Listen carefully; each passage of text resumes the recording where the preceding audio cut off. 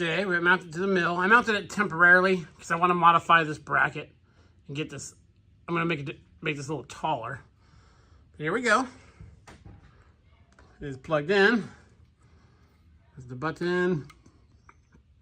Nope, there we go. That is really bright. Nice swinging, nice swing action.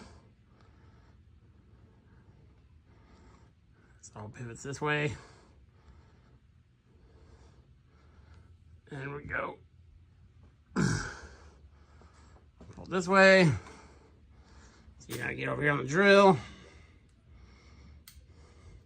Light up the back corner. Very cool. And what I like too about this, let me turn it off for 1 second here, is this light is not light. It's got some heft to it. And there's no arm droop. I pulled that down. Pull it up. See, it just stays there. I had one of these I bought off Amazon a couple years ago. And no matter what you did, when the arm was out, this thing went whoop. This thing is nice and solid. There's a light anywhere we need it. Even the button is metal, which is cool. I mean, this thing is not cheaply made.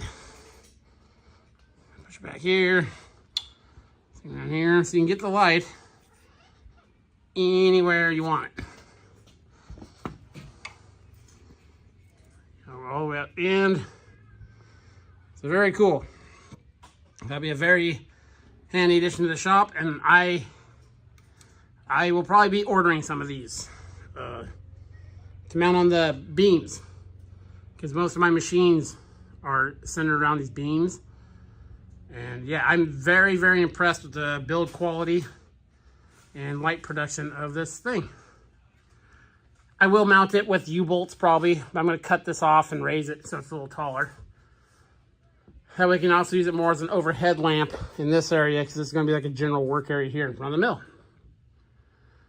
So yeah, the dock light from GJIA gets the old thumbs up. I'd highly recommend it. Again, it's built very well. Plastic bushings and stuff. So yeah, very cool, very cool. This is Adam from Small Town Machine Shop. Please comment, like, and subscribe, and thanks for watching.